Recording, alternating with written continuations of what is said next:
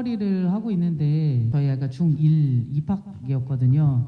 전혀 학교를 가볼 수가 없었고 온라인 수업을 하다 보니까 전혀 어떻게 수업을 하고 있는지 알 수도 없고 유튜브라든가 이런 이 영상이라든가 게임도 동시에 이렇게 같이 하는 이런 형태가 돼서 거의 그렇게 2년 동안 보낸 상황에서 제대로 수업도 못하고 그렇다고 아이도 관리도 안 되고 그리고 교육 격차는 점점점 또 벌어지고 그리고 또 무엇보다도 친구들을 만날 수 없다라는 게 아이들 입장에서는 가장 큰 문제였던 것 같아요. 친구들과 같이 함께 사회성도 기르고 여러 가지 그 체험들도 하고 했었는데 그런 게 전혀 이루어지지 않으니까 아이들이 스트레스도 심하고 이제는 학교가 코로나로 인해서 어떠한 공간인지 어떤 곳인지 알게 됐던 것 같아요. 아이들이 학교라는 데 가서 정말 체험의 공간, 사회성을 기르는 공간으로 좀 거듭났으면 좋겠는데 교육감 후보님이 평교사로서 무엇보다도 다 잘 아실 거고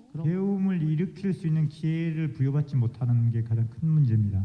배움을 지금 일으키지 못하는 친구들을 관계 속에 배움의 진짜 가치, 기쁨을 맛볼 수 있는 기회를 갖지 못하게 한다는 겁니다.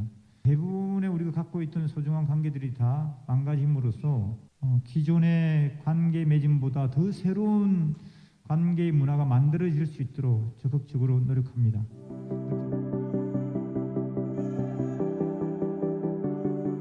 그때는 혼란스러웠죠. 교사들 정부 방역에 대한 지침을 잘 따를 수밖에 없는 것이었고 또 사실 부담도 굉장히 많이 컸었죠.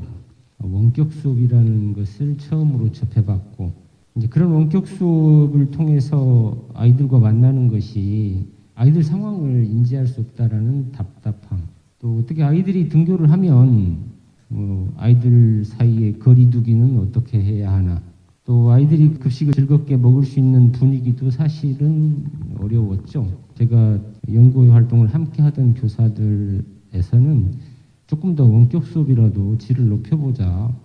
근데 학교 현실에서는 또 안 되더라고요. 근데 당시 그 정부의 방역 지침 틀 안에서 행동할 수밖에 없었던 저의 상황에서 기억에 남는 혼란은 그런 거였습니다.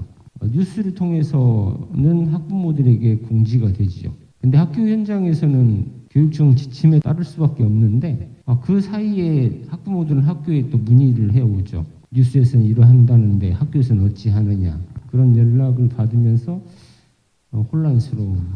어떻게 보면 교육감이라는 자리에서 뭔가가 정해졌으면 좋은 판단과 지침을 해결해 주시지 않을까.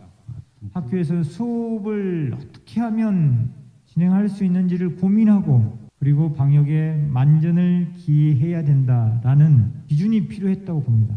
그 기준이 없으니까 전체적으로 우왕좌왕하고 경기도 교육청 또는 교과부의 역할이 있었다고 봅니다. 명확하게 기준은 학교는 어떻게든지 수업을 보장할 수 있게끔 노력하라. 어떠한 상황에서도 수업이 진행될 수 있는 구조를 만들어야 한다. 그것이 학급당 학생 수를 최소한 이 이상은 하면 안 돼라는 게 상한법제화입니다.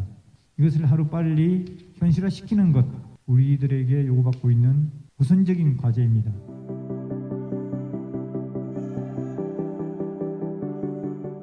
학생이 1200명 아이들 있는 곳에서는 급식실 노동자가 8명이 근무합니다.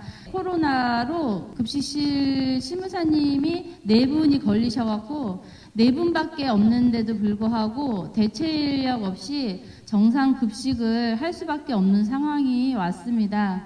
그렇게 되면 한 사람이 정말 300명분의 음식을 해야 되는데 이거는 죽음이나 마찬가지입니다. 지금 올해 코로나 때문에 신규가 들어오지를 않고 있고요. 대체도 구할 수가 없습니다. 현재 학교가 구해주면 되는데 교육청도 그렇고 관심이 없고요. 여기에 대해서 의지가 별로 없어 보이고요. 경기도교육청은 그냥 민주적으로 해라라고 안내를 공문을 보냈다라고 합니다. 근데 그 민주적인 공문 속에는 우리 노동자 급식실에서 일하는 사람들에 대한 게 없고 사실은 급식실은 되게 위험한 공간이고 산재 사고가 많이 나고 있고 폐암으로 돌아가신 분들도 되게 많은데 경기도 교육청이나 이재준 교육감은 뭐 단 한마디 사과도 하지 않고 있고 근본적인 거는 군대도 공공기관도 50명당 70명당 1명의 배치 기준을 하고 있는데